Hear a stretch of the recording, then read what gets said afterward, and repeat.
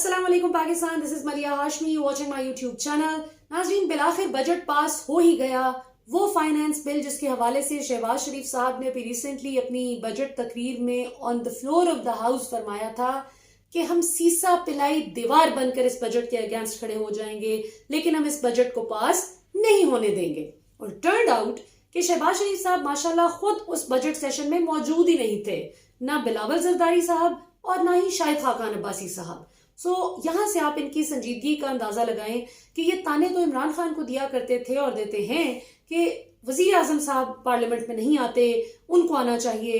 लेकिन जिस वक्त हुकूमत कोई काम की चीज लेकर आती है और इनसे सवाल करती है कि आप अपना इनपुट दें, तो उस वक्त फिर या तो ये नारे लगाते हैं, वजीर आजम की तज़हीक करते हैं, बदतमीजी शुरू हो जाती है इनकी जानिब से, या फिर वॉकआउट कर जाते हैं।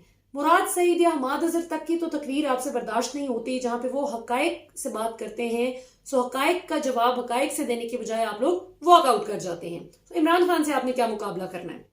उसके बाद जब कोई आपको आईना दिखाए तो आप लोग कहते हैं कि कितना बायस सहाफी है, इस देखो जरा कितना प्रो इमरान खान है। ये प्रो कॉमन सेंस बात है, ये प्रो जहानत बात है। किसी भी शख्स में अगर टके की भी जहानत होगी तो वो ये देख सकता है अच्छी तरह से कि पाकिस्तान के हक में कौन काम कर रहा है और पाकिस्तान के खिलाफ कौन काम कर रहा है। तो अल्लाह का शुक्र है जिनको तो लिफाफों की ये गलीज लत नहीं लगी हुई, उनको सच बोलने का पता है। तो आज जरा हम मजीद सच्ची बातें करेंगे और मैं आपको जरा बताऊंगी कि कैसे इन लोगों ने पिछले 2-3 साल से, इनफैक्ट 3 साल से, क्योंकि हुकूमत को 3 साल मुकम्मल होने को आ रहे हैं, और अपने दौरे हुकूमत में भी एक रेटरिक बना रखा था कि जी हमने तो अवाम दोस्त मंसूबों की इंतहा कर दी, हमने तो ऐसे बिजली के मंसूबे बनाए, कैसे कैसे हमने मुआहदे किए हैं, अवाम के लिए कितना हमने काम किया, और ये LNG चोर, ये चीनी चोर, ये आटा चोर, इस किस्म के आप नारे सुनते हैं। दिलचस्प बात यह है कि मरियम सफदर साहिबा जिनको अलिफ बे नहीं पता मईशत की, वो भी ताने दे रही होती हैं कि जी ये देखें इन्होंने मुल्क का बेड़ा गर्क कर दिया। और शर्म नहीं आती आप लोगों को? 4000 अरब रुपए का आप इस कौम को मकरूज कर गए हैं जब से इमरान खान की, मतलब आपकी हुकूमत खत्म हुई और इमरान खान की हुकूमत 2018 में आई। अपनी हुकूमत के जाने के बाद के भी 10 साल तक के आप लोग मंसूबे कर गए कि जिसपे आप टके की बिजली इस्तेमाल करें या ना करें, वो 4000 अरब रुपया पाकिस्तानी अवाम पर बोझ पड़ना ही पड़ना है। वो किस खुशी में, किस खाते में पाकिस्तान की अवाम वो इतना बिल दे, क्यों ये बोझ बर्दाश्त करे? लेकिन नहीं, आप लोग तोहफा दे गए हमें। उसके बाद हमाद अजहर ने क्या जबरदस्त मिफ्ता इस्माइल साहब को रियलिटी चेक दिया शाहजेब खानजादा के प्रोग्राम में जियो न्यूज पर। मिफ्ता इस्माइल साहब ने बिल्कुल वही नून लीग का रेटरिक दोहराया कि देखें जी हम तो LNG के ऐसे सस्ते मंसूबे कर गए थे, इनको देखें और आपको याद है काफी प्रोग्राम्स हुए थे, शाहजेब ने भी किए थे, कई लोगों ने इस पर बात की थी, जो जरा इमरान खान के खिलाफ अक्सर जो बयानिया जिन एंकर्स का होता है उनकी जानिब से ये बात बहुत की जाती थी कि जी स्पॉट पे क्यों नहीं खरीद ली, ये क्यों नहीं कर लिया, स्टोर क्यों नहीं कर लिया। आपको याद है ना, मतलब वो बिल्कुल बाप बेटे और गधे की तरह कि दोनों बाप बेटा अगर गधे पर खुद सवार इकट्ठे हो गए तो भी उनको ताने पड़े कि गधे पर जुल्म है। बेटा सवार हुआ, बाप पैदल चला तो बेटे को लोगों ने जालिम कहा, बाप सवार हुआ और बेटा पैदल चला तो लोगों ने बाप को ताने दिए, और जब दोनों बाप बेटा गधे को सर पर उठाकर चल दिए तो लोगों ने दोनों को पागल कहा। ये इनका हिसाब है कि आप कुछ भी कर ले, इन्होंने ताने देने ही देने होते हैं। ये जरा मैं आपको हमाद अजहर का एक शॉर्ट क्लिप सुनवाती हूँ और उसके बाद जरा हम इस पे बात करते हैं कि हमाद अजहर ने क्या बताने की कोशिश की है। ये बहुत गौर से सुनिएगा। और इससे 500 अरब रुपए की इंशाल्लाह ताला, तो मैं इनका जवाब देता हूँ। उन्होंने 4 मिनट सिर्फ ये कहने में लगाए हैं, पूरे 4 मिनट में गिन रहा था कि जी आपकी अभी तक गैस नहीं आई। उसकी वजह यह है कि हमारा कॉन्ट्रैक्ट जनवरी 2022 से शुरू होता है, उससे पहले इनका कॉन्ट्रैक्ट हमारे साथ चिमड़ा हुआ है। और मैंने अपने लॉन्ग टर्म कॉन्ट्रैक्ट को इनके लॉन्ग टर्म कॉन्ट्रैक्ट के साथ कंपेयर किया। मैंने कोई डॉलर को परसेंटेज या स्पॉट को लॉन्ग टर्म के साथ नहीं कंपेयर किया।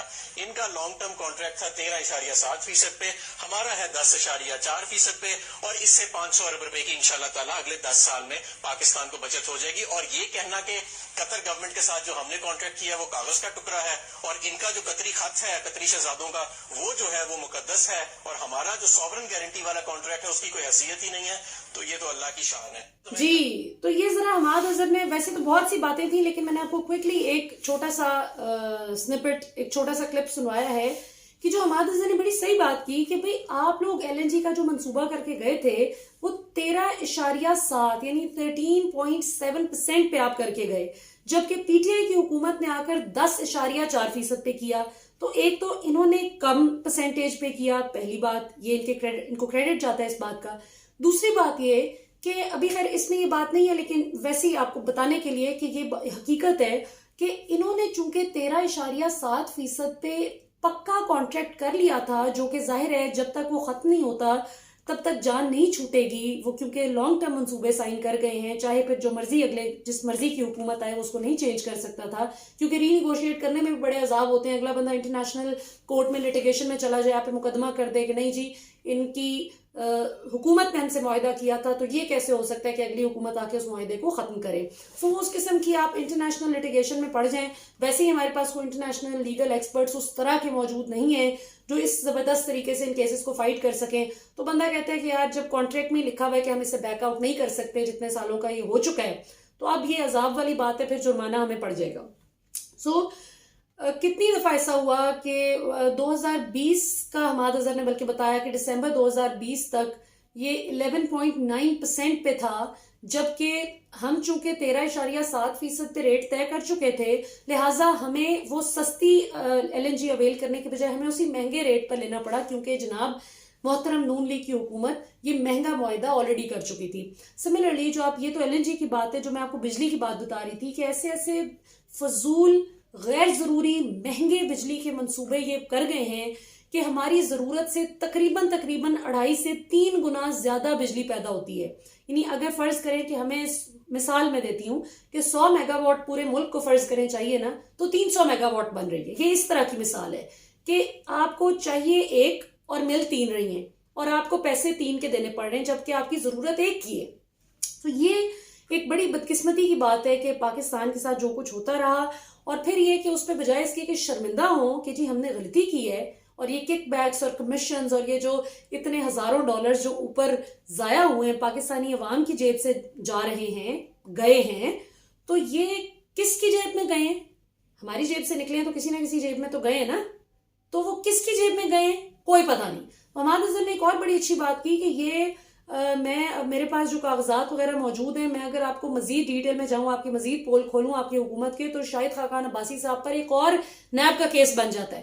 तो मेरा तो ख्याल है कि पोल खोल देना चाहिए। लिहाज किस बात का है? किस बात का लिहाज है? हमाद अजहर गलत करें, मैं गलत करूं, आप गलत करें, शाहिद खाकान अब्बासी गलत करें, इस मुल्क के इंटरेस्ट से बढ़ के तो कुछ नहीं है। तो लटका देना चाहिए ऐसे को कि जो गलत काम करें, जो देखते सुनते जानते बूझते कोई भी गलत काम, मैं गलत काम करूं मुल्क के लिए तो मुझे लटका दे, इसमें तो कोई लिहाज नहीं होना चाहिए।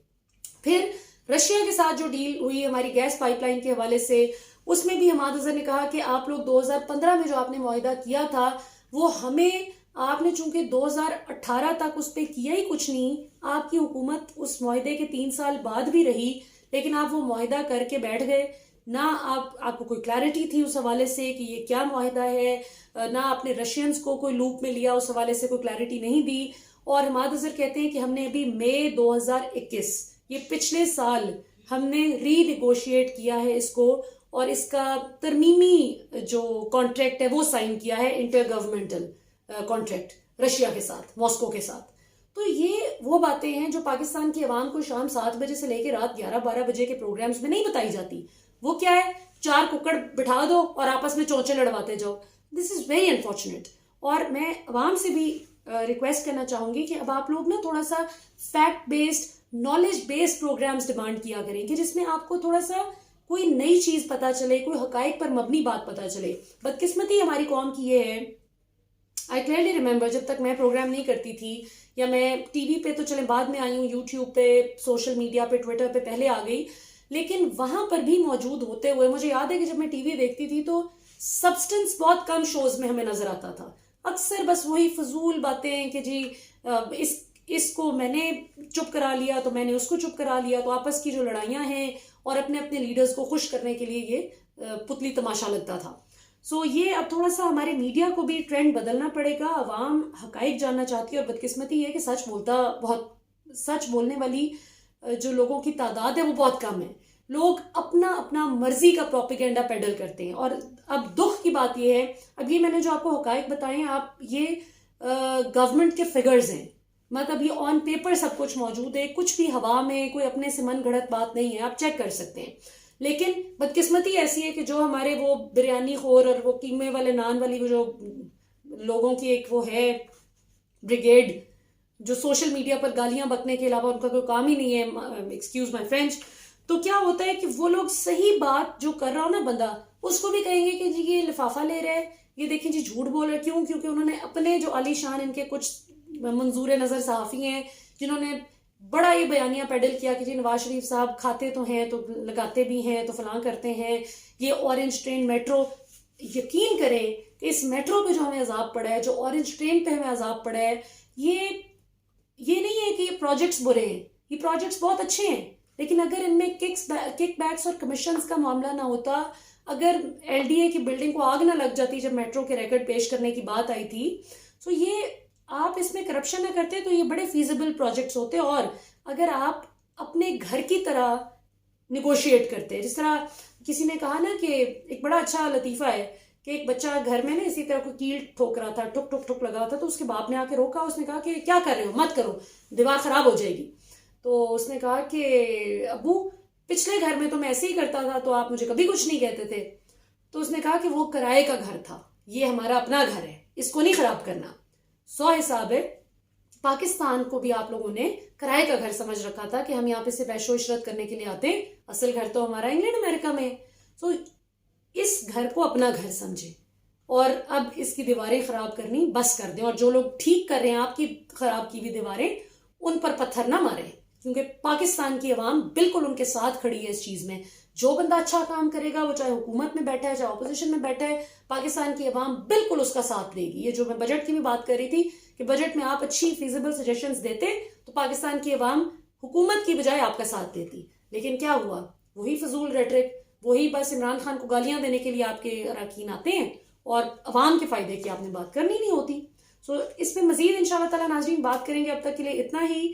बस ये आपको बताना और थोड़ा सा एक्सप्लेन करना बहुत ज़रूरी था कि हकायक असल में क्या हैं और क्या झूठ मन घड़त बातें बताई जाती हैं। तो ये बड़ा अच्छा हुआ कि एक पॉलिसी एक्सपर्ट के साथ बैठा। मिफ्ता इस्माइल साहब को इकोनॉमी की समझ है, हमाद को इकोनॉमी की समझ है, तो दोनों ने जो बातचीत की तो उससे मिफ्ता साहब एक्सपोज हो गए। यहाँ पर कोई भी और पीटीआई का बंदा बैठा होता जिसको इकोनॉमी की समझ ना होती, तो वो जाहिर बात है कि वो जो स्लैंग्स होते हैं, जो प्रोफेशनल स्लैंग्स होते हैं, जो आपकी टेक्निकल टर्म्स होती हैं, जाहिर है कि वो उनको सुनकर ही मरूब हो जाता। सो हमाद अजहर को तो पता है ना कि आप लोग क्या करके गए हैं। सो मुझे बड़ी खुशी है कि उन्होंने एक्सप्लेन किया है, पाकिस्तान की आवाम को भी अब चीज़ें क्लियर हो रही हैं, things are being put in perspective. तो इंशाल्लाह मजीद बात करेंगे। अब तक के लिए इतना ही। पाकिस्तान जिंदाबाद।